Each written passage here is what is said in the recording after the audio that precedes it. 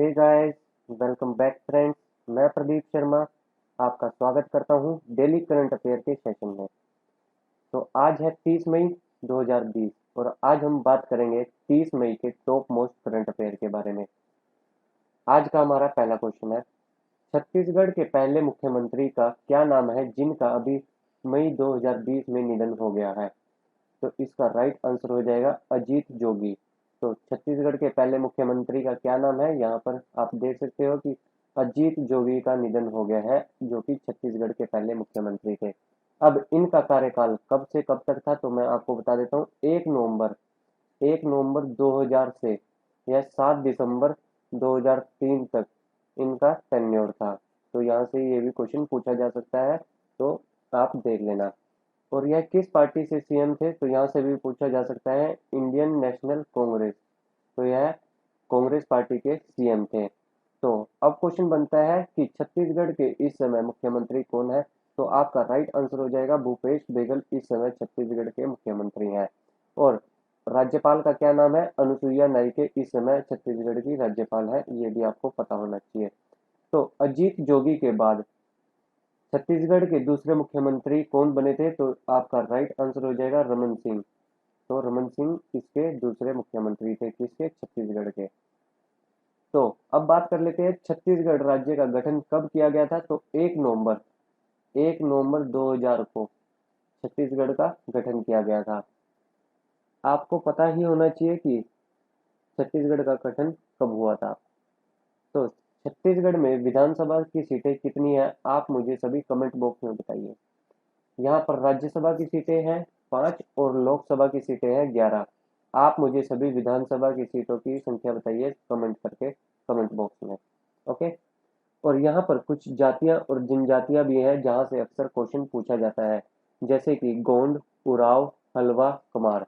तो यहाँ पर कुछ फेमस जनजातियाँ भी हैं जहाँ से क्वेश्चन पूछा जाता है, तो आपको ये चीज़ें पता होनी चाहिए।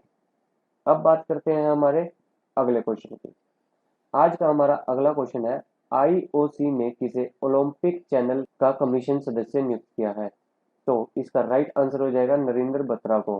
तो यहाँ पर आप देख सकते हो इनकी फोटो भी। तो इसकी नियुक्ति किसने किया? आईओसी ने, इंटरनेशनल ओलंपिक कमीशन ने किसकी नियुक्ति करी है? ओलंपिक चैनल कमीशन का इन्हें सदस्य बनाया है, किन्हें? नरेंद्र बत्रा को। तो यह इंडियन ओलंपिक एसोसिएशन के अध्यक्ष है, इसके बारे में आपको पता होना चाहिए कि Narendra Batra Indian Olympic association के अध्यक्ष हैं। और इनके बारे में मैं आपको एक बात और बता देता हूँ, यह अंतर्राष्ट्रीय हॉकी महासंघ के भी प्रमुख है, इंटरनेशनल हॉकी फेडरेशन। तो इसके भी यह प्रमुख है, आपको पता होना चाहिए। अब ओसीसी का इन्हें सदस्य बनाया गया है, किन्हें? नरेंद्र बत्रा को। अब आईओसी की स्थापना कब की गई थी? तो मैं आपको बता ही चुका हूँ पिछली वीडियो में, 1894 में इसकी स्थापना की गई थी। कहाँ पर की गई थी? तो इसकी स्थापना 1894 में फ्रांस में की गई थी। बट इस समय इसका मुख्यालय कहाँ पर है? तो आपको पता ही होगा, इस समय इसका मुख्यालय कहाँ पर है? स्विट्जरलैंड में। कहाँ पर? स्विट्जरलैंड में इसका मुख्यालय है। और आईओ आईओए के अध्यक्ष का नाम मैं आपको बता ही चुका हूँ, नरेंद्र बत्रा। और इसकी स्थापना कब की गई थी? तो आप मुझे सभी कमेंट बॉक्स में बताइए कि इसकी स्थापना कब की गई थी। ओके, तो आप मुझे सभी कमेंट बॉक्स में बताना।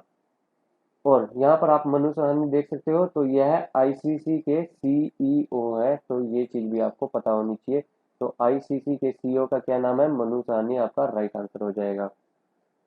अब बात करते हैं हमारे अगले क्वेश्चन की। आज का हमारा अगला क्वेश्चन है, किसने मई 2020 में वित्तीय स्थिरता और विकास परिषद की 22वीं बैठक की अध्यक्षता की है? तो इसका राइट आंसर हो जाएगा हमारा निर्मला सीतारमण। डी इसका राइट आंसर है। अब केंद्रीय वित्त मंत्री और कॉरपोरेट कार्य मंत्री निर्मला सीतारमण ने नई दिल्ली में वित्तीय स्थिरता और विकास परिषद की अध्यक्षता की है, जिसे कि एफएसडीसी बोला जाता है, financial stability and development council. तो आपको इसकी फुल फॉर्म पता ही लग गई होगी। अब इस बैठक में कोविड-19 महामारी के संदर्भ में वित्तीय स्थिरता बनाए रखने के लिए बात की गई है।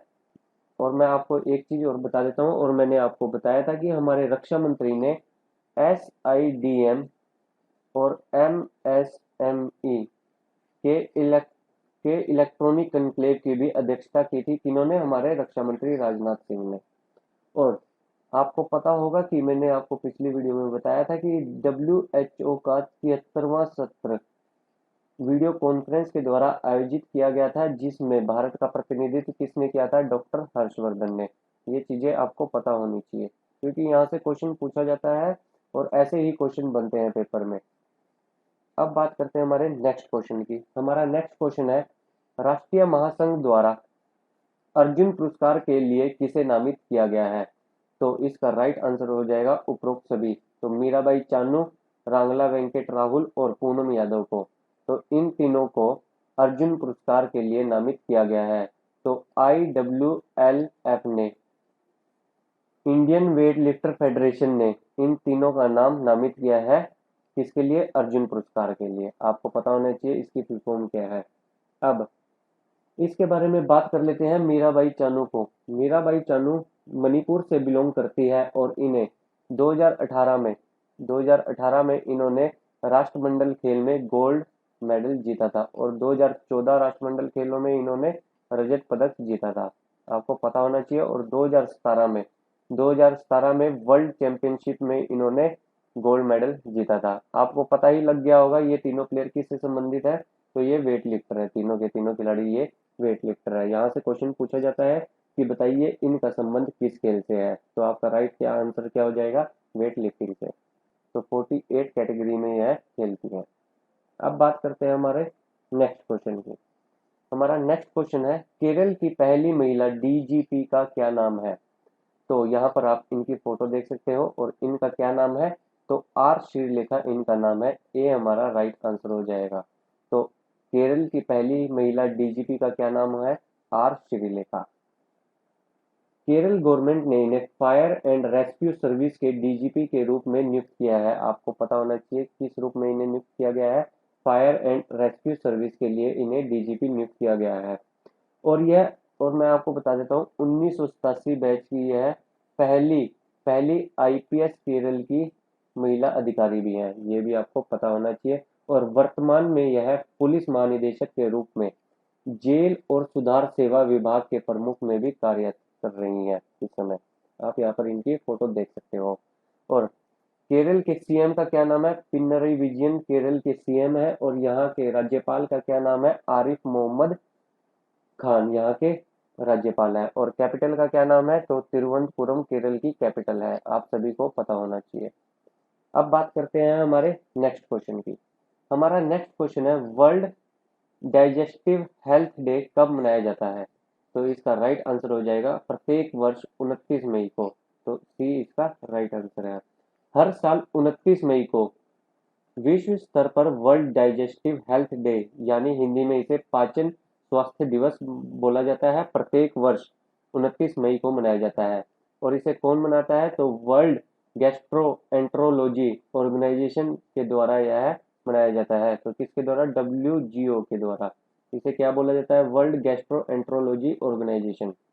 तो अब की बार 2020 की थीम क्या है? कई बार एग्जाम्स में थीम से भी क्वेश्चन पूछा जाता है।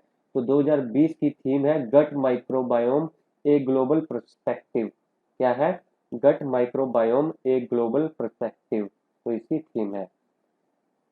अब बात करते हैं हमारे नेक्स्ट क्वेश्चन की। नेक्स्ट क्वेश्चन है हमारा, तो मैं आपको WGO के बारे में बता देता हूँ। इसकी स्थापना 1958 में की गई थी और इसका मुख्यालय कहाँ पर है? तो अमेरिका में इसका मुख्यालय है। ये चीज़ भी आपको पता होनी चाहिए। अब बात करते हैं हमारे नेक्स्ट क्वेश्चन की। हमारा नेक्स्ट क्वेश्चन है, विप्रो के नए मुख्य कार्यकारी अधिकारी और प्रबंध निदेशक के रूप में किसे नियुक्त किया गया है? तो विप्रो ने अपना नया CEO और MD नियुक्त किया है। यहाँ पर आप इनकी फोटो भी देख सकते हो। तो इनका क्या नाम है? तो इनका नाम है थियरी डेलापोर्ट। तो यहाँ पर आप देख सकते हो कि IT प्रमुख विप्रो ने थियरी डेलापोर्ट को अपने मुख्य कार्यकारी अध्यक्ष, CEO और प्रबंध निदेशक मैनेजिंग डायरेक्टर के रूप में नियुक्त किया है। वह विप्रो के वर्तमान CEO और MD अबीदाली नीमचवाला की जगह लेंगे। तो आपको पता होना चाहिए कि यह किसका स्थान लेंगे? अबीदाली नीमचवाला का यह स्थान लेंगे, जो कि 1 जून 2020 को MD और CEO के पद से छोड़ देंगे। तो यह अपना पद कब खाली करेंगे, तो 1 जून 2020 को यह अपना पद खाली कर लेंगे और यह ज्वाइन कब करेंगे, तो 6 जुलाई 2020 को यह ज्वाइन करेंगे। यहाँ पर आप देख सकते हो। अब बात करते हैं हमारे नेक्स्ट क्वेश्चन की। हमारा नेक्स्ट क्वेश्चन है CIPET का नाम बदलकर क्या रखा गया है। तो अभी हाल ही में CIPET का नाम बदल दिया गया है, तो इसका नया नाम क्या है, central institute of petrochemical engineering and technology इसका नया नाम है। तो बी इसका राइट आंसर हो जाएगा। तो क्वेश्चन यहाँ से पूछा जा सकता है कि इससे पहले CIPET का क्या नाम था, तो आपको पता होना चाहिए। तो इससे पहले इसका क्या नाम था, central institute of plastic engineering and technology इसका नाम था। अब इसके बारे में देख लेते हैं थोड़ा सा कि केंद्र सरकार द्वारा central institute of plastic engineering and technology का नाम बदलकर क्या रखा गया है, central institute of petrochemical engineering and technology कर दिया गया है।